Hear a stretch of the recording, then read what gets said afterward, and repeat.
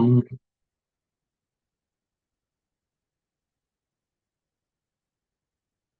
Okay. तो अब हमारा जो टॉपिक है वो है अल मारिफ।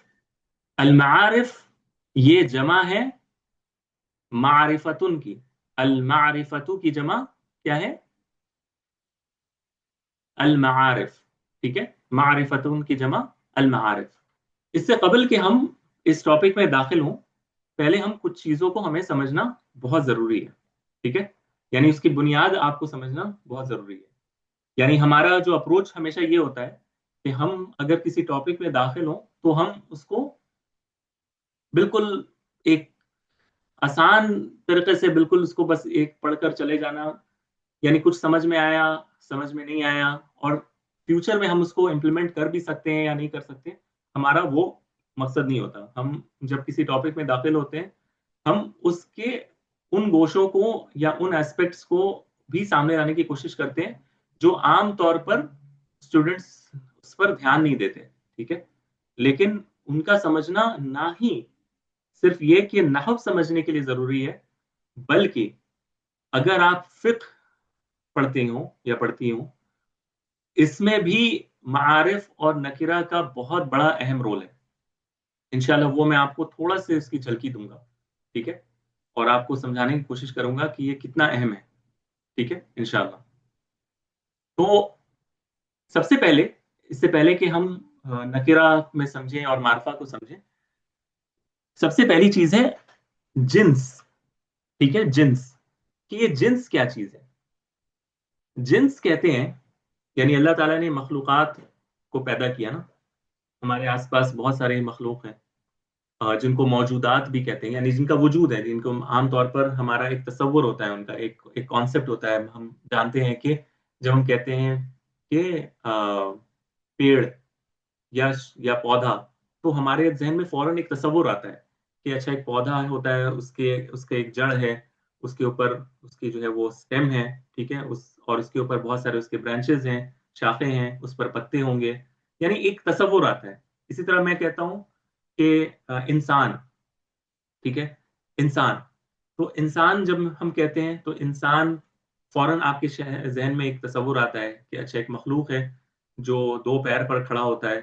ठीक है, और चलता है, बात करता है, उसके सर पर बाल होते हैं, दो आंखें होती है, एक नाक होता है, एक होंठ होता है। इस तरह आपके अंदर एक तस्वुर आता है, लेकिन कोई खास शख्स आपके जहन में नहीं आएगा, है ना। कोई खास शख्स आपके जहन में नहीं आएगा। जब मैं कहता हूँ इंसान, आपके जहन में फौरन एक तस्वुर आएगा, लेकिन आप किसी एक इंसान को नहीं सोच सकते। यानी आप ये नहीं सोच सकते कि सर सर खड़े हैं आपके सामने, आपके जहन में सिर्फ तस्वुर है, कोई खास शख्सियत नहीं है। ऐसा ही है ना। जब मैं कहता हूं परिंदा, तो आपके जहन में कोई खास परिंदा आता है या सिर्फ एक तस्वुर आता है? सिर्फ तस्वुर एक आता है सर। तस्वर आता है। तो सिर्फ एक तस्वुर है वो। उसी तस्वुर को जिन्स कहते हैं। अगर मैं सिंपल एस्पेक्ट में बताऊं, तो वो जो तस्वुर है उसी को जिन्स कहते हैं। ठीक है, तो एक खास ग्रुप ऑफ, आप कह लें कि मखलूक़ात या मौजूदात, कि जो एक खास उनकी कैफियत हो या खास उनके कैरेक्टरिस्टिक्स हो, उस मजमा को, उस ग्रुप को हम जिन्स कहते हैं। और जिन्स अलग अलग मुख्तलिफ होते हैं। जैसे मैंने कहा कि मैं कहूँ कि कार, कार यानी सैयारा। ठीक है, तो कार जब मैं कहता हूँ, आपके जहन में फौरन एक तस्वुर जाएगा कि अच्छा, एक एक मैकेनिकल डिवाइस है जिसमें दो चक्के लगे, चार चक्के होते हैं। ठीक है, और उसकी एक स्टीयरिंग होती है, और उसके पीछे जो है वो इंजन लगा होता है, इससे गैस, यानी सामने इंजन होता है, पीछे फ्यूल निकलता है, उसकी गैस निकलती है। यानी सिर्फ एक तस्वुर है, लेकिन कोई खास कार नहीं है आपके जहन में। लेकिन हर वो चीज जो उस तस्वुर में शामिल हो सकती है, वो सारी चीज आपके जहन में। यानी वो कार कोई भी कार हो सकती है, चाहे वो इंडिया में हो, पाकिस्तान में हो, यूएसए में हो, कहीं पर भी हो, आप फौरन समझ जाएंगे कि वो कार है। लेकिन कोई खास नहीं है, यानी वो पूरे जमी जितने भी कार हैं सब आपके जहन में है उस वक्त। ठीक है, तो इसको कहते हैं जिन्स। अच्छा, अब हम आ जाते हैं हमारे मौजू पर। जब हमने जिन्स को समझ लिया, तो अब हम आ जाते हैं अपने मौजू पर। आप इस सेंटेंस पर गौर करें। ठीक है, और बहुत क्लोजली इसको आपको समझना है। मैं कहता हूं क़रअतु किताबन, मैंने एक किताब पढ़ी।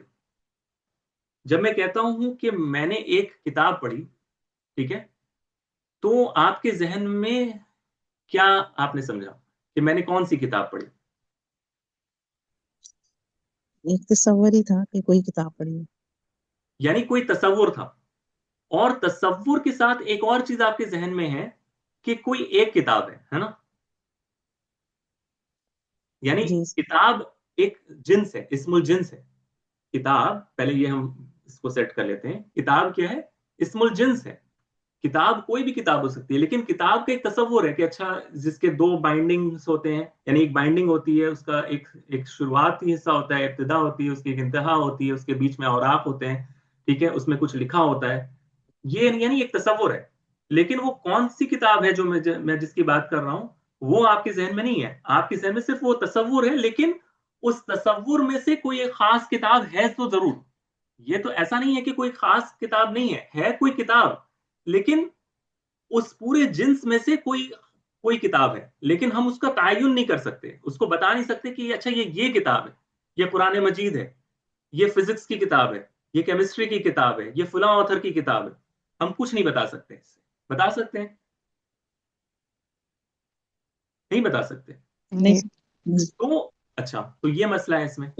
اب اسی طرح اگر دوسرے جملے پر غور کریں، مصر یخترقها نہر، یعنی مصر کو، میں آپ کو سینٹنس کا مفہوم بتا رہا ہوں، ہم کہنا چاہ رہے ہیں مصر کو چیرتی ہوئی ایک نہر جاتی ہے. مصر جو شہر ہے اس کو چیرتی ہوئی ایک نہر جاتی ہے. تو میں اگر آپ سے پوچھوں کہ نہر، یہاں پہ نہرن جو لکھا ہے، یہ کون سی نہر ہے؟ کیا آپ بتا سکتے ہیں؟ نہیں سر، یہ بھی تصور ہی ہے. یعنی نہر جو ریور ہوتا ہے، نہر یعنی ریور، وہ بھی اسم الجنس ہے. ہم نہیں بتا سکتے کہ کون سی ریور ہے. ہمیں صرف وہ تصور ہے کہ ایک ریور ہے، لیکن میں آپ کو نہیں بتا، آپ اس سے نہیں سمجھ سکتے کہ یہ کون سی ریور ہے. اللہ یہ کہ میں آپ کو کہوں کہ مصر یخترقها نہر النیل، مصر یخترقها نہر النیل، کہ نیل کی جو ندی ہے وہ مصر کو چیرتی ہوئی جاتی ہے. تو اب جب میں نے کہہ دیا نہر النیل، تو اب آپ کے ذہن میں ان سارے تصورات میں جو بھی جتنی بھی ندیاں تھیں، جتنے بھی ریورز تھے، نہریں تھیں، ان سب کو آپ نے سمیٹ کر کس میں شامل کر دیا؟ ایک میں. صرف ایک. ان سارے جتنے بھی وہ جنس کے اندر جتنی بھی چیزیں آپ کے ذہن میں گھوم رہی تھیں نہروں میں، اب وہ کیا ہو گیا؟ وہ صاف ہو گیا. اب وہ کیا ہے؟ آپ کو پتا ہے کہ خاص ندی ہے جس کی بات کر رہا ہوں، جس کو نائل ریور کہتے ہیں. نہر النیل، نائل ریور، جو مشہور ریور ہے ایجپٹ کا، ہے نا. جی. تو نکرہ اصل میں یہی ہے. یعنی نکرہ ایک ایسا اسم ہے جو اپنے جنس میں گرد، یعنی اس کے اندر وہ کوئی بھی ہو سکتا ہے. اس جنس کے اندر وہ کوئی بھی چیز پر وہ اپلیکیبل ہو سکتا ہے، لیکن ہم کسی ایک کو دوسرے پر خاص نہیں کر سکتے. یعنی میں جب کہہ رہا ہوں قرأت کتاباً، تو آپ کے ذہن میں اس جنس میں ہر ایک کتاب آپ کے ذہن میں آ سکتا ہے کہ اچھا یہ کتاب بھی ہو سکتی ہے، وہ کتاب بھی ہو سکتی ہے، وہ بھی ہو سکتی ہے، لیکن آپ تعین نہیں کر سکتے کیونکہ آپ کے پاس وہ انفارمیشن نہیں ہے. کوئی اس کو اسپیسیفائی کرنے کی کوئی چیز نہیں ہے جس سے ہمیں آپ کو پتا چل جائے کہ اچھا یہ کتاب ہے. رائٹ؟ اسی کو کہتے ہیں نکرہ. اسی کو کہتے ہیں نکرہ. نکرہ یعنی جس کو آپ تعین نہ کر سکے، جس کو آپ عجیب جانے، یعنی آپ کے لیے وہ چیز ان نون ہو. جیسے اللہ سبحانہ و تعالیٰ نے قرآن مجید میں سورہ ہود کی آیت نمبر 70 میں یہاں پر کہا ہے نا کہ ابراہیم علیہ السلام نے جب جو ہے وہ کھانا، جو بچڑے کا گوشت سامنے پیش کیا فرشتوں کے، کیونکہ وہ فرشتے آئے تھے کس کے لیے؟ لوط علیہ السلام کو، اصل میں ان کے لیے بشارت تھی، اور لوط علیہ السلام کے قوم کے لیے تباہی کا جو ہے نا وہ ذریعہ تھے وہ. تو جب انہوں نے کھانا پیش کیا تو انہوں نے کھانے کو ہاتھ تک نہیں لگایا فرشتوں نے. تو یہ اس بات سے وہ بہت گھبرا گئے تھے کہ یہ کیا مسئلہ ہے، کیونکہ انہیں فوراً یہ محسوس ہوا کہ یہ انسان دراصل نہیں ہے، یہ فرشتے آئے ہیں.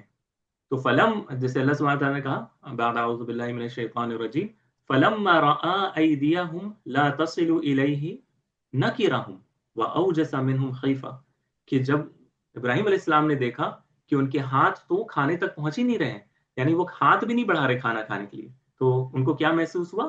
نکرہم، انہوں نے بڑا عجیب جانا اس کو، بہت عجیب لگی انہیں یہ بات، یعنی وہ سمجھ نہیں پا رہے تھے کہ یہ کیا ہو رہا ہے، کیوں ایسا ہوا، یعنی بہت سٹرینج بات تھی ان کے لیے۔ تو میں اس آیت کو ہم کیوں ڈسکس کر رہے ہیں؟ کیونکہ اس میں جو لفظ آیا ہے نکیرہ ہوں، ٹھیک ہے، نکیرہ یہاں پہ فعل ماضی کی صورت میں، لیکن معنی وہی ہے جس کو آپ غریب جانیں، جس کو آپ تعین نہ کر سکیں، جس کو آپ سمجھ نہ سکیں، ٹھیک ہے، تو نکیرہ اسی معنی میں آتا ہے۔ واضح ہے کہ نکیرہ جی کس کو کہتے ہیں؟ نکیرہ ایک ایسا اسم ہے جو اپنے جنس میں، یعنی جس جنس کی ہو، جیسے میں کہوں رجلن، رجلن کوئی آدمی، تو رجلن، اب رجلن کوئی بھی ہو سکتا ہے، لیکن آپ تعین نہیں کر سکتے کہ کون سا رجلن ہے نا، کون سا انسان ہے، تو اس کو کہتے ہیں نکیرہ۔ اچھا، جب یہ ہمارا تصور کلیئر ہو گیا تو ایک انفارمیشن آپ کو یہ بتانا ہے کہ آپ کو کیا پتا ہے کہ سب سے زیادہ جو یعنی اسم میں سب سے زیادہ جس کو بولتے ہیں نا کہ مبہم لفظ، ان نون ورڈ کون سا ہے اسم کے اندر؟ یعنی اگر میں وہ ورڈ بولوں تو وہ سب سے زیادہ نکیرہ لفظ آپ بول سکتے ہیں، یعنی اس سے زیادہ نکیرہ کوئی چیز ہو ہی نہیں سکتی۔ وہ لفظ کیا ہے؟ شیئن، شیئن، شیئن کہتے ہیں کسی بھی چیز کو، ٹھیک ہے، شیئن کسی بھی چیز کو شیئن کہتے ہیں، یعنی عربی زبان میں کوئی بھی چیز جو مخلوق میں ہونا، ٹھیک ہے، کوئی بھی چیز جو مخلوق میں ہو اس کو کیا کہتے ہیں؟ شیئن کہتے ہیں، کوئی بھی چیز، آبجیکٹ، کوئی بھی آبجیکٹ۔ تو عام طور پہ کیا ہوتا ہے، پہلے کوئی چیز شیئن ہوتا ہے، مثال کے طور پر، ٹھیک ہے، شیئن، شیئن یعنی کوئی بھی چیز، رائٹ، شیئن، پھر یہ کیا ہوتا ہے، شیئن کے بعد یہ ایک جنس بن جاتا ہے، کتاب، شیئن کے بعد وہ کیا بن جاتا ہے؟ کتاب، یعنی پہلے وہ کوئی بھی چیز تھا، اب وہ کیا ہے؟ کوئی کتاب بن گئی، ہم نے اس کو ایک نام دے دیا کتاب۔ پھر وہ کتاب اگر کوئی خاص کتاب ہے تو وہ بن جاتا ہے الکتاب، کوئی خاص کتاب، اور اگر اس کو فردر آپ کو خاص کرنا ہو تو مثال کے طور پر آپ اس کو کیا کہہ سکتے ہیں؟ آپ نے اس کو اور بھی خاص کر دیا کہ وہ القرآن، یعنی میں ایک طریقہ بتا رہا ہوں، یعنی کیا ہوتا ہے، کوئی چیز سب سے پہلے بالکل عام مبہم سی چیز ہوتی ہے، شیء، کوئی بھی چیز، پھر اس کے بعد اس سے وہ جنس تیار ہوتا ہے، یعنی وہ بہت ساری وہ چیزیں ایک جیسی ایک جیسی ایک جیسی مل کر ایک جنس تیار کرتا ہے کتاب کی شکل میں، یعنی کتاب کوئی بھی کتاب، لیکن جب کوئی خاص کتاب ہو تو وہ ہم اس کو کہتے ہیں الف لام کے ساتھ الکتاب۔ اب یہ معرفہ بن گیا، اب یہ معرفہ بن گیا، یہاں تک کیا تھا؟ نکرہ تھا، یہاں تک نکرہ تھا، اب یہ معرفہ بننے لگا ہے۔ بات آ رہی ہے سمجھ میں؟ شیئن بالکل ہی نکرہ تھا، اس سے زیادہ نکرہ کوئی چیز نہیں ہو سکتا، اس کے بعد یہ ایک جنس کی شکل میں آ گیا، کتاب، یعنی کتاب ہے، اب اس کے ایک خاص اس کے فیچرز ہیں، دو اس میں اوراق ہیں، اس کے جو ہے نا وہ کور ہے، دو کور کے بیچ میں ہے، یہ بائنڈنگ کی ہوئی ہے، تو یہ کتاب کی شکل میں۔ پھر اس میں سے کوئی خاص کتاب ہو تو الکتاب، اب یہ معرفہ بن رہا ہے، اور معرفہ کو بھی اور معرفہ کرنا ہے تو اس کا ایک نام آپ نے رکھ دیا القرآن،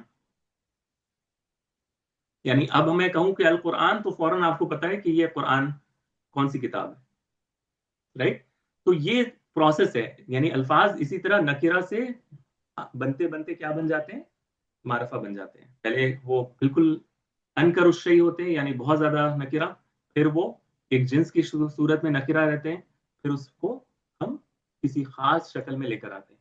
بات آ رہی ہے نا سمجھ میں؟ یعنی میں آپ کو بتا رہا ہوں کہ ہوتا کیا ہے یوزلی، جی سر الحمدللہ سمجھ آ گئی۔ ٹھیک ہے، یعنی آپ کو اس کا انشاءاللہ ابھی فائدہ پتہ چلے گا، ابھی میں اس کو اور اس کو میں واضح کرتا ہوں کہ اب جو ہمیں پڑھنا ہے نا نیکسٹ، ابھی ہم نکرہ سے آگے نہیں بڑھیں گے، ٹھیک ہے، نکرہ سے ہم آج آگے نہیں بڑھیں گے۔ تو نکرہ کا فائدہ کیا ہے؟ جب ہم کسی چیز کو نکرہ پڑھتے ہیں، یعنی قرآن مجید میں یا حدیث میں یا عربوں کے یہاں کسی چیز کو اگر نکرہ پڑھا جاتا ہے تو اس کا کیا معنی ہوتا ہے؟ ایک تو ہم نے دیکھا کہ ہمیں سمجھ میں نہیں آ رہا ہوتا ہے کہ اس سے کون سی چیز مراد ہے، رائٹ، وہ اس جنس میں کون سی چیز مراد ہے، وہ ہمیں سمجھ میں نہیں آتا، لیکن اس کا فائدہ کیا ہے. تو اب ہم اس کو پڑھیں گے، اور اس کو آپ کو یاد رکھنے میں نہیں کہہ رہا ہوں، لیکن جو فقہ کے اسٹوڈنٹس ہیں نا وہ اس کو ضرور اپریشیٹ کریں گے انشاءاللہ.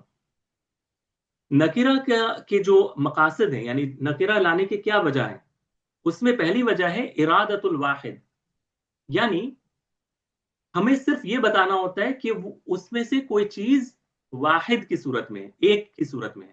جیسے اللہ سبحانہ وتعالیٰ نے سورۃ البقرہ میں جب یہ کہا وَلَمَّا جَاءَهُمْ رَسُولٌ مِّنْ عِنْدِ اللَّهِ مُصَدِّقٌ لِمَا مَعَهُمْ، ٹھیک ہے، وَلَمَّا جَاءَهُمْ رَسُولٌ، جب ان کے پاس اللہ کی طرف سے رسول آیا. اب یہاں پر رسول کتنے رسول ہیں؟ اب رسول ایک اسم الجنس ہے، ٹھیک ہے، رسول کیا ہے؟ اسم الجنس ہے. یعنی رسول جب ہم کہتے ہیں رسول یعنی پیغمبر، تو پیغمبر یا میسنجر ہمارے ذہن میں کیا تصور پیدا کرتا ہے؟ یعنی ایک شخص جس کو اللہ نے چنا ہے، اللہ تعالیٰ اس سے اپنے پیغام کو انسانیت تک پہنچاتا ہے، اس کے پاس وحی آتی ہے، ہو سکتا ہے اس کے پاس کوئی کتاب بھی ہو، ہے نا. تو ایک تصور ہے، لیکن ہمیں نہیں پتا کہ کون سا رسول ہے. لیکن کیا یہ ایک رسول ہے یا کئی سارے رسول ہیں، یہ بھی ہمیں نہیں پتا نا. وَلَمَّا جَاءَهُمْ رَسُولٌ مِّنْ عِنْدِ اللَّهِ مُصَدِّقٌ لِمَا مَعَهُمْ، ٹھیک ہے. تو یہاں پر جو رسول مراد ہے وہ ایک رسول ہے، کہ یہاں جب ان کے پاس کوئی ایک رسول آیا، نہ کہ بہت سارے رسول آئے. اور عام طور پہ یہ فقہ والے اسٹوڈنٹس نوٹ کریں کہ عام طور پر جب نکرہ لفظ آتا ہے نا، دو پیش کے ساتھ یا دو زبر کے ساتھ، تو اس کی دلالت ہمیشہ ایک پر ہی ہوتی ہے. عام طور پر کوئی ایک پر ہوتا ہے، لیکن وہ معین نہیں ہے، یعنی آپ اس کے تعین نہیں کر سکتے کہ اچھا یہ محمد صلی اللہ علیہ وسلم تھے یا موسیٰ علیہ السلام تھے یا عیسیٰ علیہ السلام تھے یا ابراہیم علیہ السلام تھے، لیکن اس جنس میں سے کوئی ایک ہے، لیکن اس کی تعین نہیں کر سکتے، اس کی تعین نہیں کر سکتے ہم کہ کون تھا. جب ہم کہتے ہیں یہاں پر وَلَمَّا جَاءَهُمْ رَسُولٌ، جب ان کے پاس ایک رسول آیا، تو کیا بتا سکتے ہیں کہ یہ کون سا رسول تھا جب تک آپ کو کوئی ایڈیشنل انفارمیشن نہ ملے کہ یہ کون سا رسول تھا؟ کیا بتا سکتے ہیں؟ نہیں سر، نہیں اور سر، کیا، نہیں بتا سکتے. ہاں، اور کیا یہ کانٹیکسٹ آپ کو یہ بول رہا ہے کہ وہ بہت سارے رسول تھے یا سارے رسول تھے؟ جتنی بھی رسول کی شکل ہو سکتی ہے، یعنی رسول میں جو جتنے بھی ہیں سارے شامل ہیں اس جنس میں. جی سر، سارے شامل. یہ سارے شامل ہیں؟ نہیں، سارے اس آیت میں سارے شامل نہیں ہیں، بلکہ صرف ایک ہے، کوئی ایک ہے، لیکن وہ کون ہے یہ ہمیں نہیں پتا. ابھی اس آیت سے بھی ہمیں نہیں پتا. وہ وَلَمَّا جی جَاءَهُمْ رَسُولٌ، جب ان کے پاس کوئی ایک رسول آیا، تو یہاں پر واحد کے معنی میں، لیکن ہمیں یہ نہیں پتا ابھی بھی کہ وہ کون ہے. تو ابھی بھی یہ نکرہ ہی ہے، لیکن ایک کی شکل میں. جیسے میں نے کہا تھا نا قرأت کتابا، میں نے کوئی ایک کتاب پڑھی.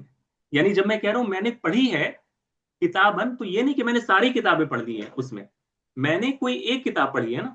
قرأت کتابا، میں نے ایک کتاب پڑھی ہے. بات آ رہی ہے سمجھ میں؟ تو عام طور پر جو نکرہ کی جو دلالت ہوتی ہے نا، جو نکرہ جس کی طرف اشارہ کرتا ہے وہ کیا کرتا ہے؟ کسی ایک کی طرف ہی کرتا ہے اس سارے جنس میں. وہ جو جنس ہے، جو کیٹیگری ہے، اس میں صرف کسی ایک پر ہی عام طور پہ دلالت کرتا ہے نکرہ، ٹھیک ہے. جیسے کہ وَلَمَّا جَاءَهُمْ رَسُولٌ، یعنی عام طور پہ جب بھی آپ جی کوئی نکرہ پڑھیں گی نا، تو آپ کے ذہن میں یہ ہونا چاہیے کہ کسی ایک کی بات ہو رہی ہے، لیکن وہ کون سا یہ ہمیں نہیں پتا، لیکن ہے وہ کوئی ایک چیز. ٹھیک ہے، بات آ رہی ہے سمجھ جی میں؟ سر، ٹھیک. بار بار اس کو کہہ رہا ہوں لیکن مجھے جی رسپانس نہیں آ رہا، تو اس وجہ سے میں جی تھوڑا سا، ٹھیک ہے. تو یہ اس کو کہتے ہیں مطلق. اس کو فقہ کی زبان میں کیا کہتے ہیں؟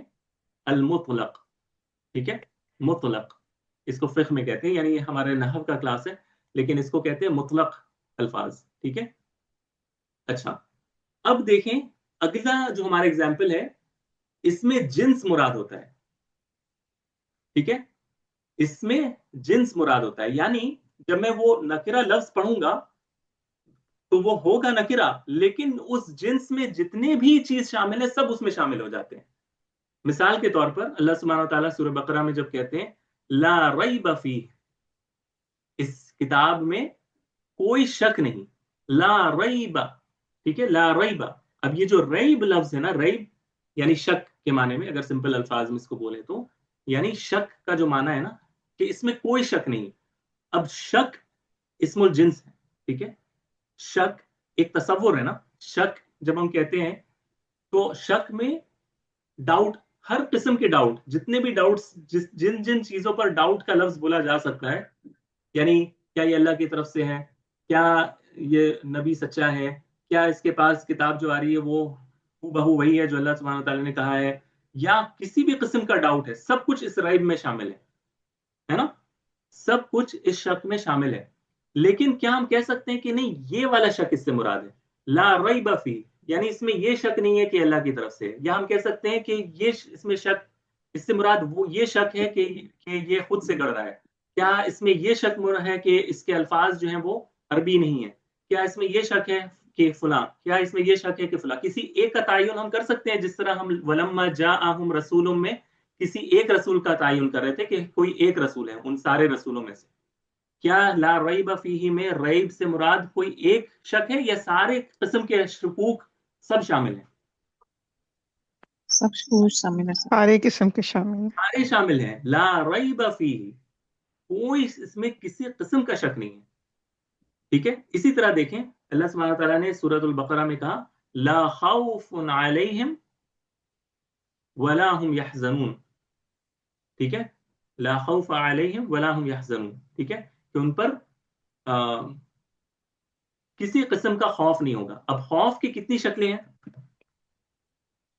خوف کی کتنی شکلیں ہیں؟ جب ہم کہتے ہیں خوف تو خوف میں بہت ساری چیزیں آتی ہیں نا، خوف میں بہت ساری چیزیں آتی ہیں، الگ قسم کے خوف ہوتے ہیں. یعنی خوف ایک تصور ہے، خوف کسی چیز کے بھی کبھی خوف ہو سکتا ہے نا، آپ کو ڈر ہو سکتا ہے، تو غم ہو سکتا ہے، وہم بھی ہو سکتا ہے، وہ آپ کا یعنی خوف الگ قسم کا ہوتا ہے. یعنی آپ کو خوف ہے کہ کوئی آپ کو کوئی ہرٹ کر سکتا ہے، آپ کو خوف ہے کہ آپ کہیں گر جائیں، خود سے ہی نہ کہیں بھٹک جائیں، یعنی ہر طریقے کا ڈر اس میں شامل ہوتا ہے نا، ٹھیک ہے. فلا خوف علیہم ولا هم يحزنون، ٹھیک ہے. اللہ سبحانہ تعالیٰ نے کہا فمن تبع، ہاں یہ والی آیت ہے، فمن تبع ہدایا فلا خوف علیہم ولا هم يحزنون، ٹھیک ہے. جی ایک سوال کیا ہے، لائے نفی جنس کا کیا کردار ہے؟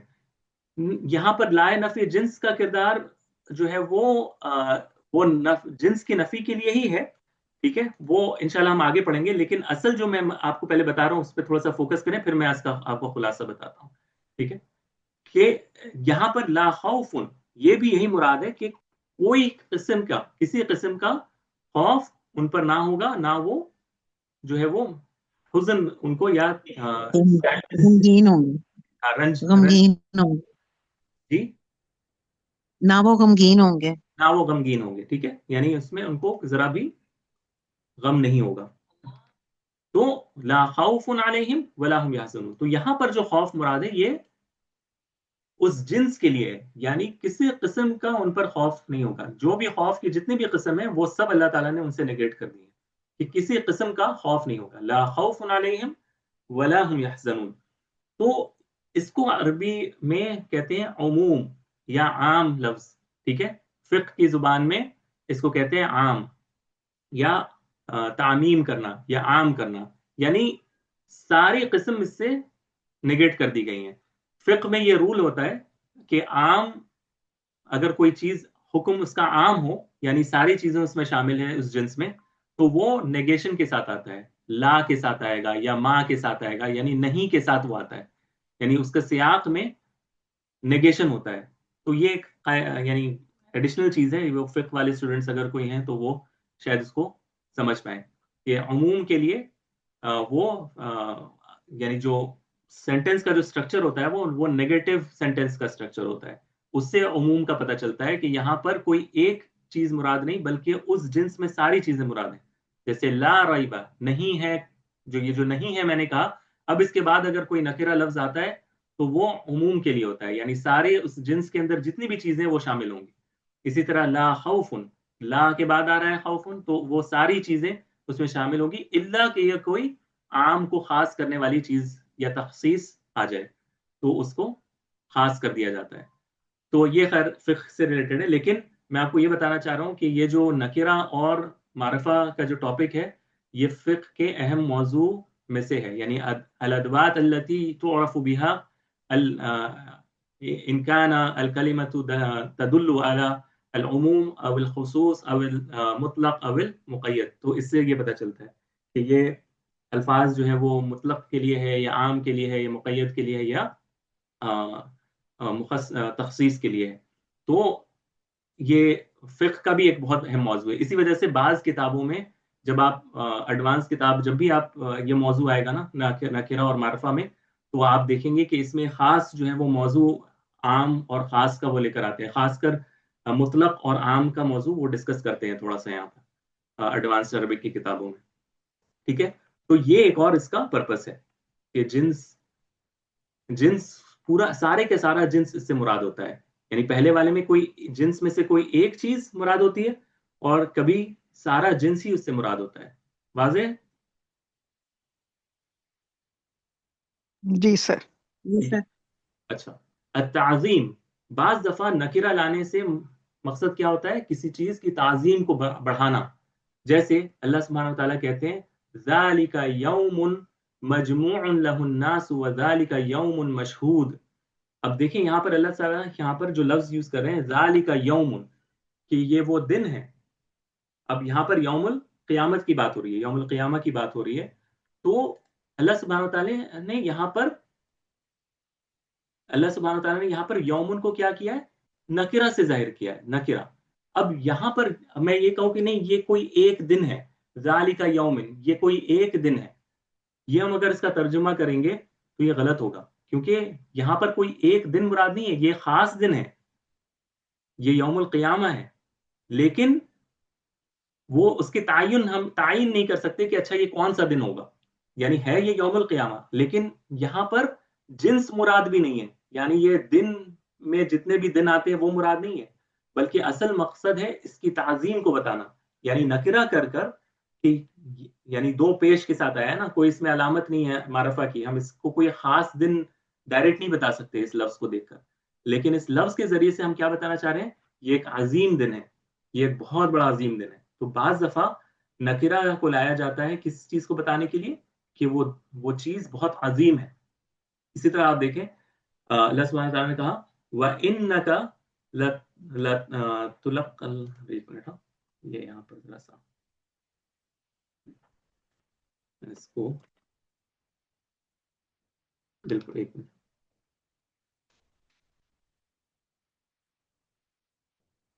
جی اس کا کیا ہے؟ وَإِنَّكَ لَتُلَقَّى الْقُرْآنَ مِن لَدُنْ حَكِيمٍ عَلِيمٍ، ٹھیک ہے۔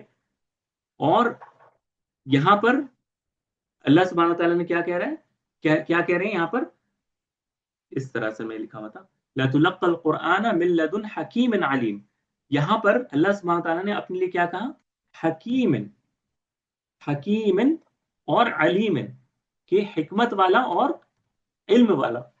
اب یہاں پر اللہ سبحانہ تعالیٰ نے یہاں پر اپنے آپ کو صرف ایک نارمل الفاظ سے کہا ہے حکیم علیم، حکیم علیم۔ اب یہاں پر حکیم یعنی کوئی بھی عام حکمت والا، علیم یعنی کوئی بھی علم رکھنے والا، لیکن یہاں پر مراد نارمل کوئی حکمت والا اور علم والا نہیں ہے، ایک عظیم شخصیت ہے اللہ سبحانہ وتعالی، ٹھیک ہے۔ حکیم یہاں پر حالانکہ نکرہ آیا ہے، لیکن یہاں پر کوئی بھی عام حکیم نہیں ہے، کوئی بھی ایک جو ہے نا جس کو آپ حکیم کہہ دیں علیم کہہ لیں وہ نہیں ہے، بلکہ مراد یہاں پر اس ذات کی تعظیم ہے، یعنی بڑی حکمت والا، بڑا علم والا۔ اسی لیے ترجمے میں آپ دیکھیں گے کہ بڑی حکمت اور بڑے علم والا سے تعبیر کیا جاتا ہے، نہ کہ کوئی حکمت والا یا کوئی علم والا۔ اب عام طور پہ ہمارے کیا ہوتا ہے، ہمارے یہاں ٹینڈنسی ہوتی ہے کہ جب بھی نکرہ دیکھو کیا لگا دو؟ کوئی لگا دو، کہ کوئی حکمت والا کوئی علم والا، لیکن یہاں پر کوئی ان سے مراد نہیں بلکہ بڑی حکمت والا بڑے علم والا، ٹھیک ہے۔ یہاں پر مراد تعظیم ہے۔ بات آ رہی ہے سمجھ میں؟ جی سر۔ ہاں، تو یہ میں آپ کو الگ الگ طریقے بتا رہا ہوں کہ یہ نکرہ کن کن چیزوں کے لیے عام طور پر استعمال ہوتا ہے. ٹھیک ہے، تو یہ ایک ہو گیا. پھر چوتھی چیز کیا ہے؟ تحویل کے لیے، ڈرانے کے لیے. کبھی کسی چیز سے ڈرانے کے لیے بھی نکرہ کا لفظ استعمال ہوتا ہے. جیسے اللہ سبحانہ وتعالیٰ کہتے ہیں وَاتَّقُوا يَوْمًا لَا تَجْزِي نَفْسٌ عَن نَفْسٍ شَيْئًا.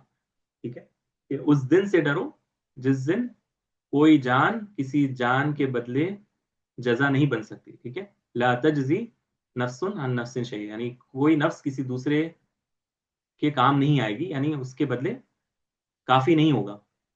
تو یہاں پر اللہ تعالیٰ نے یوم القیامت کو کیا کہا؟ یوم القیامت کو ڈرانے کے لیے کیا کہا؟ یومن.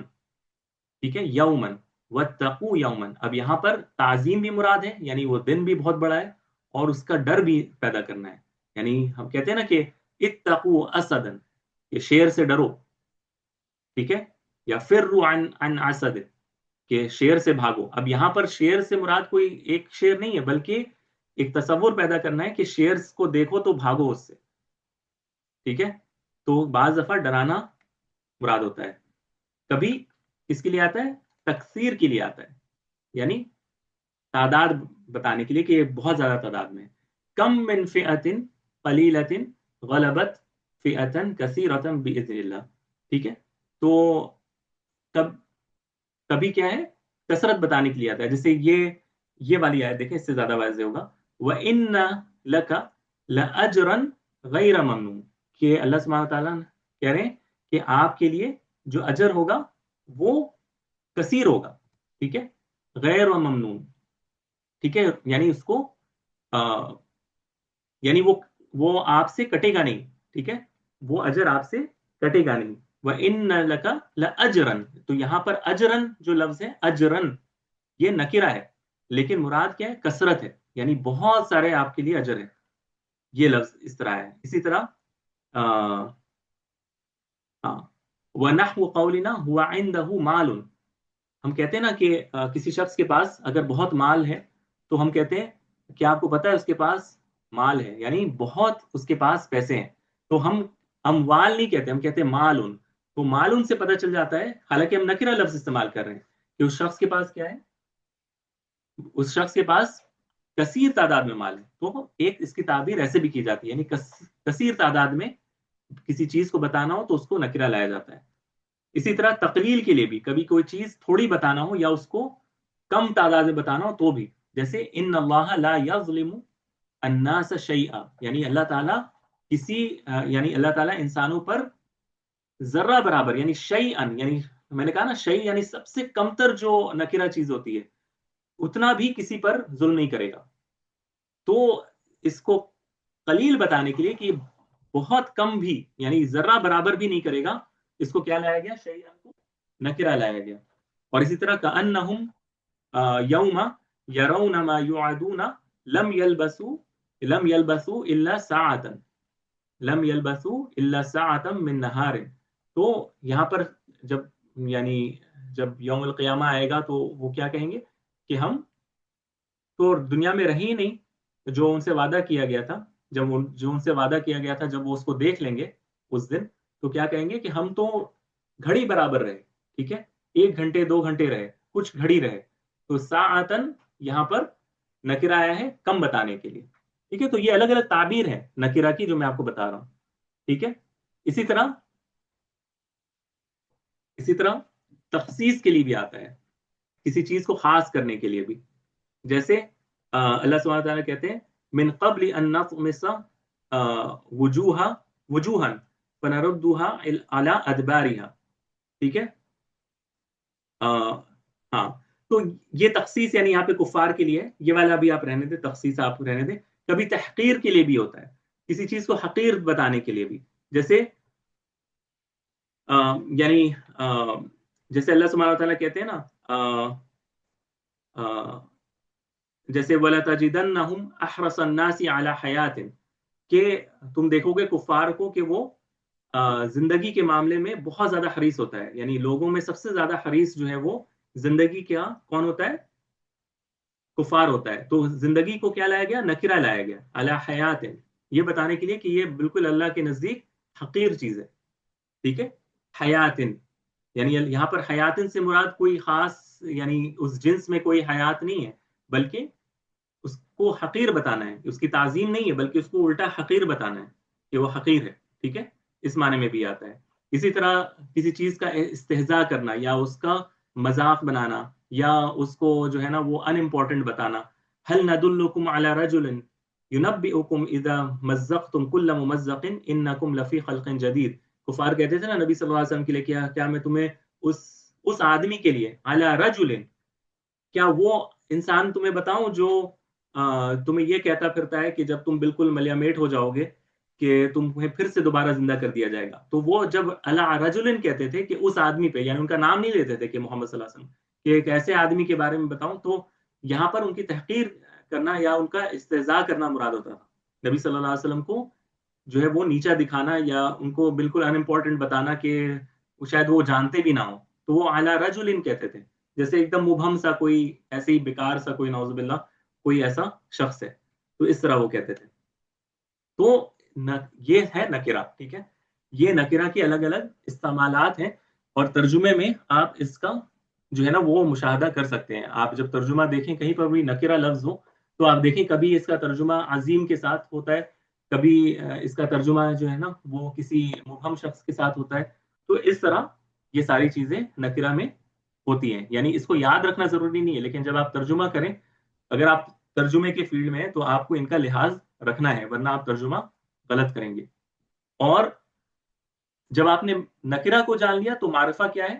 ما خص الواحد من جنسہ، یعنی جب آپ کسی ایک کا تعین کر سکیں اس جنس میں تو پھر وہ کیا بن جاتا ہے؟ معرفہ بن جاتا ہے۔ کتابن، کوئی بھی کتاب، الکتاب، کوئی خاص کتاب، ٹھیک ہے، تو اس سے معرفہ بن جاتا ہے۔ اور معرفہ کی ٹوٹل 6 شکلیں ہیں جو ہم انشاءاللہ پڑھیں گے، جس میں ضمیر، علم، اسم الاشارہ، الاسم الموصول، المعرف بیل، اور مضاف الی واحد من المذکور۔ یہ انشاءاللہ نیکسٹ ویک کی کلاس میں ہم اس کو تفصیل سے پڑھیں گے۔ یعنی 6 ہمیں معرفہ پڑھنے ہیں یا معارف پڑھنے ہیں، یعنی جن کو ہم نکرہ نہیں مانتے، ہم انہیں معرفہ مانتے ہیں، ہمیں انہیں اس میں پتہ ہوتا ہے کہ یہ کون سی چیز ہے، ٹھیک ہے، ہمیں مبہم نہیں ہوتا، وہ انڈیفائنڈ نہیں ہوتا، ہم اس کا تعین کر سکتے ہیں، تو اس کو کہتے ہیں المعارف۔ انشاءاللہ نیکسٹ ویک ہم معارف کریں گے۔ تو ابھی میں نے جو بتایا ہے اس سے متعلق اگر کسی کا کوئی بھی سوال ہو تو آپ کر لیں انشاءاللہ، 1 منٹ سے کچھ اوپر ہمارے پاس وقت ہے۔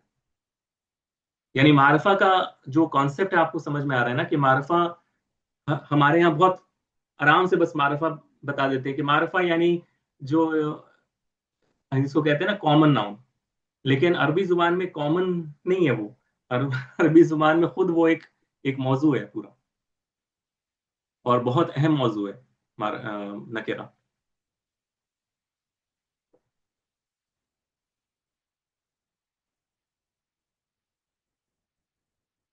ماشاءاللہ آپ نے نکرہ کو جس طرح سے سمجھایا ہے، واقعی اس طریقے سے کبھی سنا ہی نہیں اور نہ ہی پڑھا، تو پھر معرفہ بھی بہت اچھا سمجھ آئے گا انشاءاللہ۔ جی جی، چونکہ اگر آپ نے نکرہ سمجھ لیا تو پھر معرفہ اتنا مشکل نہیں ہوگا، اور نکرہ ہم اگنور کرتے ہیں جبکہ ترجمے میں سب سے زیادہ غلطی نکرے میں ہی ہوتی ہے۔ تو ٹھیک ہے، پھر بارک اللہ فیک، انشاءاللہ ہم کلاس میں پھر گروپ میں فردر اس کو ڈسکس کریں گے۔ تو آج کے لیے اتنا رکھتے ہیں۔ السلام علیکم ورحمۃ اللہ وبرکاتہ۔ وعلیکم السلام ورحمۃ اللہ وبرکاتہ۔